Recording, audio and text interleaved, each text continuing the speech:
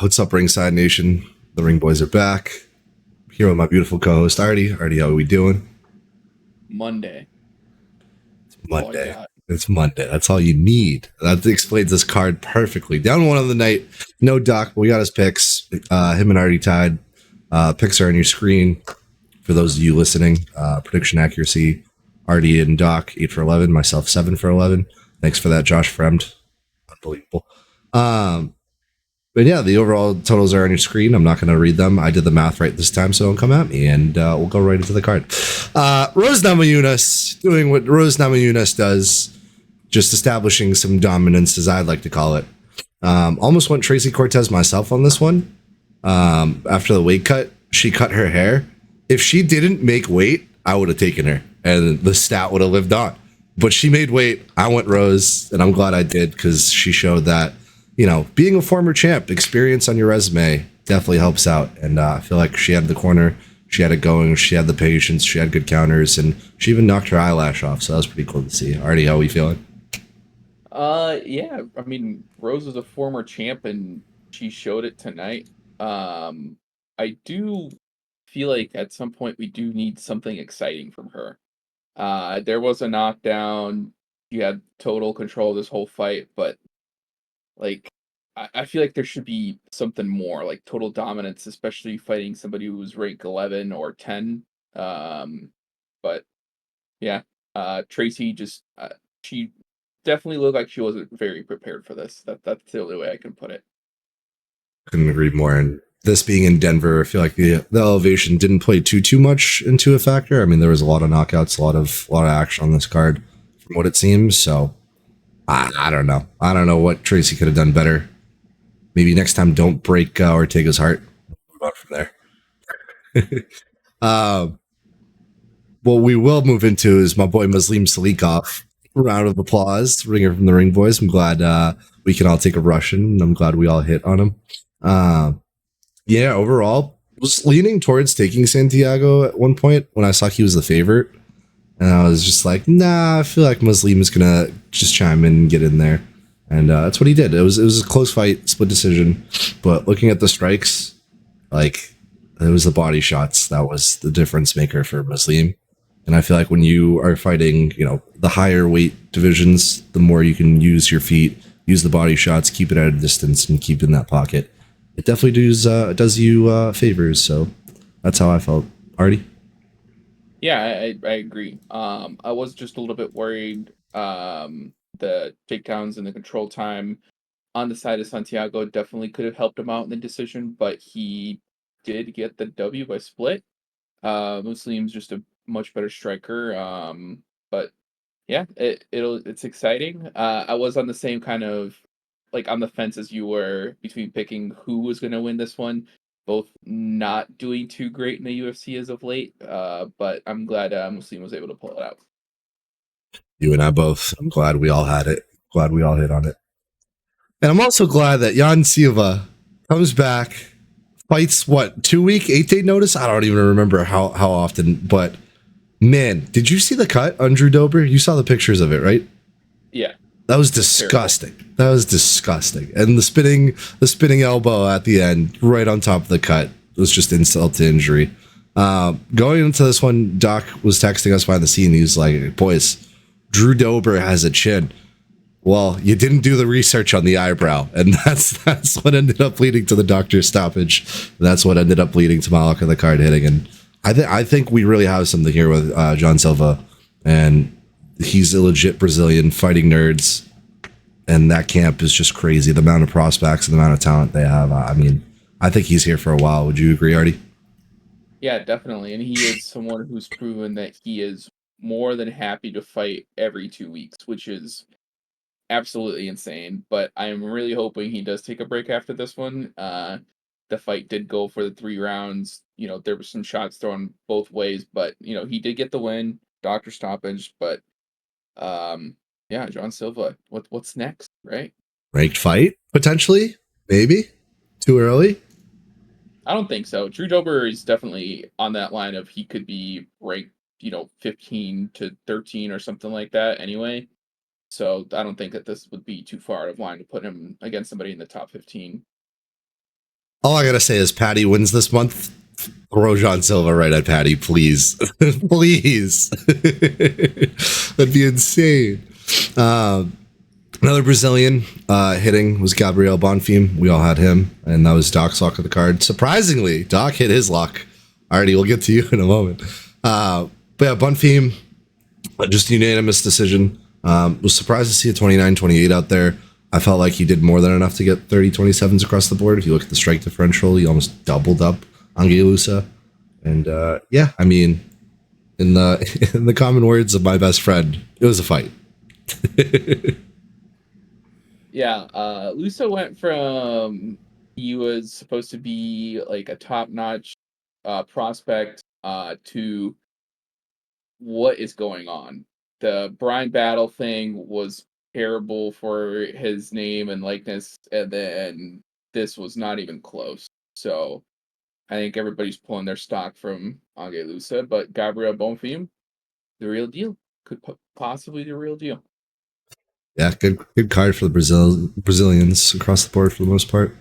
Not a great card for my boy Christian Rodriguez getting absolutely choked out by that guillotine. Doc called it. That's all I'm gonna say. I really don't want to say much more on this matter, Artie. Yeah, it was kind of sad, but it is what it is. Julian Rosa is a really good wrestler, so I guess if it was to happen in a way, this may. But much like Josh Van, which we'll get to in a moment, Rodriguez is really young, like 26 years old. Like I feel like he'll bounce back. Like we see a lot of apart from Bo Nickel, like a lot of young MMA guys coming into the UFC wanting to fight often. And I feel like that's a good strategy. But when you're young and you start to be on that hype train, you hit your first loss. It's like, all right, we got to bounce back, and we got to bounce back quick. And I think Christian Rodriguez will do that depending on who he fights next in the featherweight division. This makes Um, for a perfect story for when he has a rematch with Raul Rosas Jr. for the title in 2028. That'd be insane if you just called that. Imagine that's the one clip that we have on a YouTube short, like later down the road. Anywho, if you watched UFC 300, then the man I just mentioned, Bo Nickel, just dominated Cody Brundage, and Cody Brundage's fight ended up in a no contest. And where his coaches screaming in the corner like stay down, and he stayed down.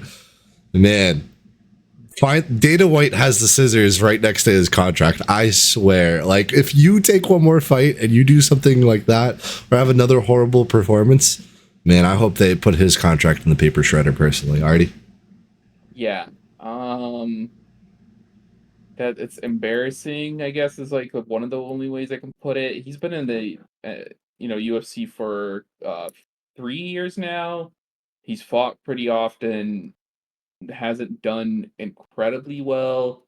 Um, this no contest was really not good looking. After they showed some of the replays, like I understand that back of the head is you know it's not a good area to be hidden, but I don't know, man. Like he was getting pieced up. It was not going to be good. He shot for a terrible takedown, which put him where he was, and yeah, not great. Not a good look. Not at all. Not at all for a guy who's going to be on one of the greatest cards ever known to man. Unbelievable. Unbelievable. Just a name to me now. Just a name on a piece of paper. Speaking of a name just on piece of paper, Josh Van, sad, sad, sad. Not hitting the lock of the card for the Ring Boys parlay for us. And Artie, I'll just hit you the talking stick right away. Tell me what went wrong. Yeah, like I said to you, he just really couldn't figure out the range. I know that people say that he starts pretty slow, but it really looked like he got something going every once in a while. He would get a couple of combinations in. He'd start getting Charles Johnson closer to the fence, and he would just pull out. He would just let it up. What he needed to do was get him against the fence and keep him there for as long as possible because that would be the best chance he would have in this whole fight. But he just wanted to strike in the middle of the floor, which makes absolutely zero sense. But this is probably something that he'll bounce back from very quickly. He's another one of those people in the UFC who wants to fight all the time. But Charles Johnson, that's four in a row, right? That's Three in a row. a pretty big. Was that 3 in a row. 3 in a row? Yeah. Maxim Hadley and then Josh Van. That's pretty good for him. Still pretty good, yeah. Especially, yeah, coming off of he went 3-3 in his last 6. Let's just put it that way. So, um, I don't know. He could be turning it around. I think as I texted the group, I feel like he's the perfect person to be like sort of the gatekeeper for the flyweight division. He has good wrestling. He has good striking. If you can beat him, then so be it. If you can't, then I'm not sure if you're exactly ready to face some of the other guys. Couldn't agree more. Are we still putting him in the Ring Boys Hall of Fame for now? Still a first ballot Hall of Famer? No, this lost Ooh. project, Josh Van. Mm. All right. Artie's vote's off the hook for now. Josh Van, you got to redeem yourself. Yeah, no, I couldn't agree with you more. You even said in that same chat to bring it up to give more material to point.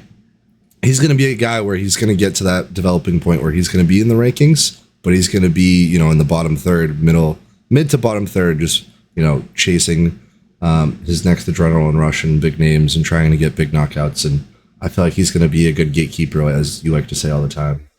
I think Josh Van will be in the UFC for a while. I'm excited to watch him fight. I hope he can develop his skill set, and I hope he bounces back. But man, after Charles fraud checked Azat, I wanted to pick him here, but I was like, we just can't go against Josh Van. We were wrong. We were wrong. It only happens every so often. Nonetheless, prelims were decent. My girl Jazz Devicious, one of the most fun names to say of all time, dominating Fatima Klein. Montel Jackson knocking out Damon Blackshear and proving Doc and myself wrong. Good job, Artie, on that one. Luana Santos doing Luana Santos things. The Brazilians are out here. Josh Fremd, thank you for nothing. And then Evan Elder, and Darius Flowers getting scheduled for this card last second, and pretty decent arm triangle sub. So love to see a good submission in the gate. But overall, yeah. I mean, I don't think I have anything from the prelims that I want to discuss already. What about you? Andre Petrovsky, this is where the title run starts. Right here. Stop. Stop it. Stop. No, that's all I had. Performance of the night bonuses: Montel Jackson, Charles Johnson getting those, and then fight of the night was Jan Silva and Drew Dober, and then Jan Silva finally got the 50 G's. So finally, we can probably put that money to good use, and he'll start barking like a dog when he gets home, I'm sure. One thing we will cover before we end this episode: Jon Jones, a big name in the UFC community, as everyone knows, and a big name coming up in the news as of recent, with his misdemeanor charge in, what is it, Albuquerque, New Mexico, with the drug test that he just missed. So he's potentially getting fined, potentially a year in jail. And it's like, dude, Jon Jones tears his pectoral shoulder, out 8 months, trying to schedule a fight to fight Stipe potentially. And now there's chatter and rumors, and this is all just rumors, that he might sanction a fight with the UFC and PFL for him to fight Francis Ngannou. And I know how I feel about it, and I know how you feel about it, Artie. So I'll let you take your stance first on how you interpret that decision if the UFC does, in fact, meet with the PFL and let them go at it. I mean, I think that will definitely be exciting, but I don't think that's a good look for the UFC, especially for Jon Jones. He's been getting called out multiple times by Tom Aspinall, who said he's more than ready to fight him. He's supposed to have a title fight coming up against Stipe. We need title defenses, and we need the title to be freed up at the heavyweight division. This is I feel like it's going to be like the 170-pound division where just nothing happens because the champion never fights, which is probably why that division is so slow and boring at the moment. And I hope that doesn't happen in the heavyweight division. But also, Jon Jones, um, he like really went out of his way to try to cover up the whole misdemeanor issue because this happened a while ago where he tweeted out and he said, I don't know why they were bothering me, like I didn't do anything, they came in and I walked them out, like they didn't, like there was no issues, whereas the people that were doing the drug testing said that he was very aggressive towards them. So not a good look, because he went out of his way to post a video, try to explain the whole thing, but not a good look. it's like you got to just stay out of trouble for what? 3 more months, 4 more months. That's it. They're not asking for much. Like, you're in UFC GOAT debates. You're the biggest name to one of the biggest names to ever grace the sport, and it's like this. You want to go out on a good note, so you can start yourself up for the rest of your life. And like, there's not a lot of money in the business, whatever. And if you want to keep your brand being Jon Jones, you got to just keep your act together for a few more years. And if there actually is, substance to this fight, and Jon Jones does end up actually fighting Francis Ngannou, I'm all for it.